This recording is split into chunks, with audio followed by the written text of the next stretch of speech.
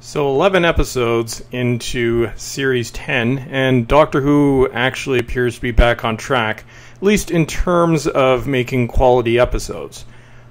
Is this too late? Well, we'll get into that. So, rather than do these two stories in the order that they aired, I'm going to do them in reverse order just to kind of prove a point that I'm looking to make here. It's something that I've already argued about in previous review videos. So, World Enough in Time. Massive improvement over, well, most of what we've seen in the past 2 years, with the exception of Heaven Sent last year, which I think is still a superior episode. So at the beginning, it does, for the first time this season, actually draw you in. We see the regeneration scene at the beginning, and I would assume this is not going to be a fake-out regeneration scene like we saw earlier this series, which I think is what made some people actually give up on it, one of many reasons. But yeah, so regeneration scene at the beginning, which I don't know if this is going to occur during next week's episode or during the Christmas special. That remains to be seen. But some fairly significant things happen in this story. So we have the return of the Mondasian Cybermen. And to be honest, they look kind of cool. And they sort of came up with the explanation as to why they looked so cheap in the original series, which basically they were just wearing socks over their heads. But even more so, we have the return of John Sim as the Master. And I don't know, maybe I'm just getting too good at predicting things, but I pretty much knew it was John Sim as soon as we saw him, which will be the saving grace at the very end of this series. And when you compare this story to everything that's come this season, it has a different tone, a different feel to it. And I have a feeling that this story was actually planned a long time before this season actually aired. Maybe the only difference is switching out the companion. Because Moffat himself has said that his original plan, when he brought in Missy as the Master, he would bring in John Sim at some point near the end. So I think this story was scripted a long time ago. I think it's actually something outside of the mess that we've seen in Series 10. Complaints about the episode? Well, there is the usual SJW throwaway line. In this case, we learn that gender isn't a thing with Time Lords.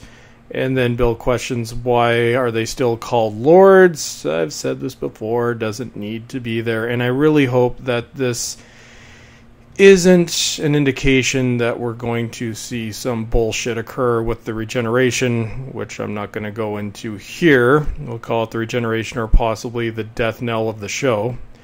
But back to, the episode itself, outside of that one little annoyance, it was a strong episode. It was completely unlike the rest of Series 10. I would give this one probably an 8.5 out of 10, which is definitely the highest that I've given this series.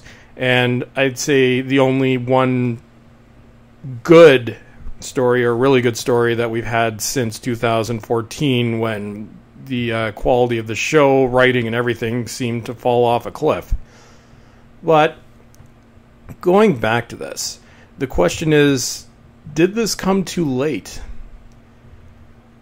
When we look at the overnights, now, for anyone that isn't familiar with rating systems and how they work, there are basically there's going to be two official ratings presented. So first is going to be the overnights. So those are the people that watched it on BBC One as it occurred. And I think it also, I know at one point, overnights, it also included the later night showing, I think. I'm not sure if that's still the case now. But it's basically whoever watched it on that day. Then you have the final consolidated figure. So this is everyone that had watched the show over a course of weeks, so it includes the overnights and basically the BBC iPlayer, which is where increasingly year over year more people are getting their television shows from. But the overnight figure was still low. It was 3.37. we can probably guess based on sort of the performance of the show so far, it might increase by about 2 million, which might bring it to 5.5, which when you compare this over previous series, especially multi-part series endings, especially one where it had been made clear that John Sim was coming back, it's low compared to what we've seen in the past. And that is kind of an indication that not everyone, but a large proportion of the viewing audience, I think both a mixture of Doctor Who fans and just the regular viewing audience, have tuned out to the series. And at this point, they didn't really have much interest in seeing what was actually going to happen with this. It is up over last week, which we're going to get into in a minute, but it's not where it should be. And I use the example of Original Who, which when we compare back then it's seasons 26 to 24 and about half of season 25, there was a massive improvement in the program. I think season 26 is one of the best in the show's history. And the older I get, the more I appreciate it. There's so many nuances and things going on in the background that my much younger self watching them as they aired didn't actually catch on to. And that's similar to what happened here. We have what is, at least the first part, is a brilliant story, hopefully followed by a second brilliant story, although I think they might be trying to squeeze a little bit too much into one episode. But again, with season 26, the audience wasn't there because they had left probably, well, if you look at the ratings, really in season 24 and to a lesser extent in season 23. So this is where I go into the previous episode, Eaters of Light, which is one that I'd actually had some hope for because this was written by Ronna Munro, who wrote Survival, which was in season 26, the last story of the original series. It wasn't the last one filmed, that was actually Ghostlight, but it was the last one actually shown. How does this one compare? Be honest, not even close. It was an example of, I think, what is one of the biggest problems, especially in this series of Doctor Who. It was boring. It was dull. And outside of annoyances, like political imperatives and so forth, that's been the big problem in the series. They've just been dull. This one, even watching the ads, once they finally came out, or the previews, I could tell by then that, at that point, that this is something that I won't be interested in, to the point that the show aired on Saturday, because in Canada we get it the same day as the UK. I didn't actually watch it until Tuesday. I just had no interest in seeing it, and really when I did watch it, I was bored. I'm not even going to bother going into the plot. It seemed very forced, two groups coming together. There's also a very forced speech on the part of Capaldi. Not really forced by him, but just forced into the script because it had to be there. And something really occurred to me in this episode as I was watching it, where the big problem with the show, at least up until last week's episode, has been no one really seems to give a shit. Outside of Capaldi, the writing was dull, and it's sad because this is the first time we've had a writer from the original series come over, but the writing was dull. The direction was dull. Visually, it was dull. I'm really getting sick of Murray Gold. I think he needs to be jettisoned along with everything else at the end of the series.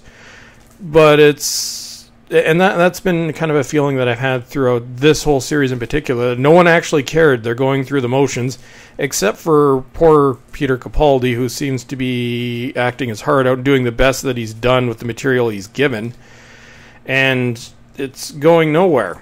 And also, with the one throwaway, scene, again, going back to the must-be-included SJW lesson in every episode, Bill once again reminds everyone that she's gay, as if we hadn't noticed already. And another thing occurred to me. When you compare Bill to the previous 8 male and female companions of the show, all of them had some kind of character development, whether it be good or bad. Rose, well, became inherently unlikable, but I guess at least there was some development. We saw Martha grow. Donna, obviously the strongest companion in the show. Significant change there. Captain Jack from Doctor Who to Torchwood. Big change with Mickey Smith. Amy and Rory, we basically follow what seems to be about a decade of their lives while they're with Doctor Who. Clara, who, well, I guess Jenna Coleman was playing a different character each season, but I guess there was almost too much development there. And it seems like Moffat decided to go to the other extreme. Sorry, I'm popping bubbles here in the background. I found some bubble wrap. I'm just going to put that down. But then we get to the character of Bill, where really she seems to be a one-dimensional character. Moffat has decided, well, okay, she's going to be she's going to be gay, and that's it. There's no more development around that. Her entire character largely seems to be built around this one thing. And even Pearl Mackie herself, I liked her in the beginning, but she doesn't seem to have the range that I had expected watching those first few episodes. And I think that's largely due to the fact that there's not much of a backstory other than the very forced story with her mother and various relationships throughout the series, but she's just kind of there. And that's one of the main reasons why this season failed. Even the Doctor, who, as we've gotten closer into it, has basically gone back into the Matt Smith characterization.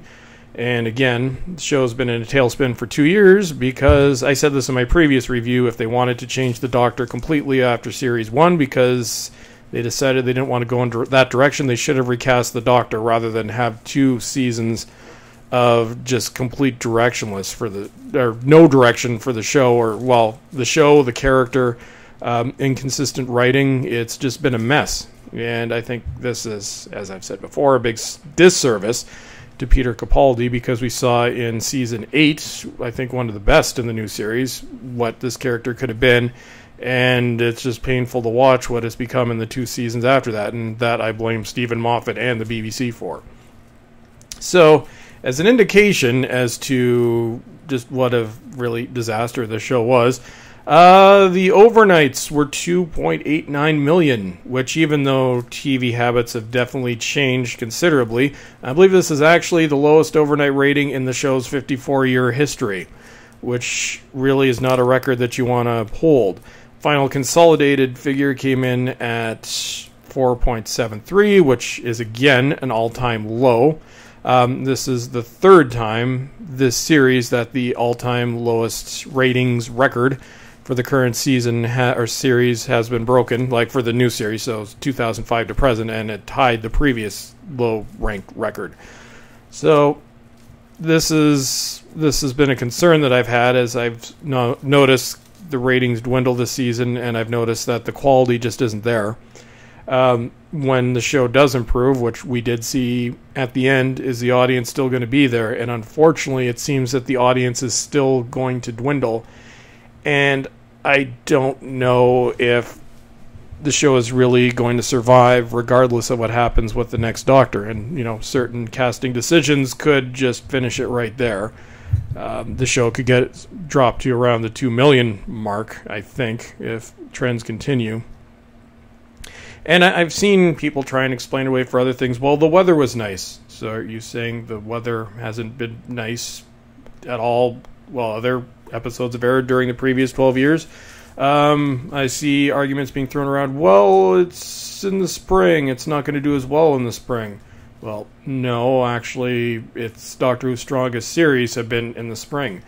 On average, the show now seems to have lost somewhere between 2 and 3 million of its regular viewing audience since its heyday, and this is the UK. This is not insignificant. So we're going to see what happens. I have my hopes up for next series, and I'm glad with this episode, with World Enough in Time, that this entire series hasn't been a complete write-off. And at least there's some good point at the end, because I'll still probably end up picking up the Blu-ray because I have everything else Doctor Who's ever done, including original series stories that I absolutely hate. But I like it to at least have something enjoyable. So if nothing else, there's at least one episode that I can enjoy. And actually, I didn't mind the pilot either. But that's going to be it for this video. And we'll see what happens next week. So, as always, everyone, thank you for watching, and have a great day.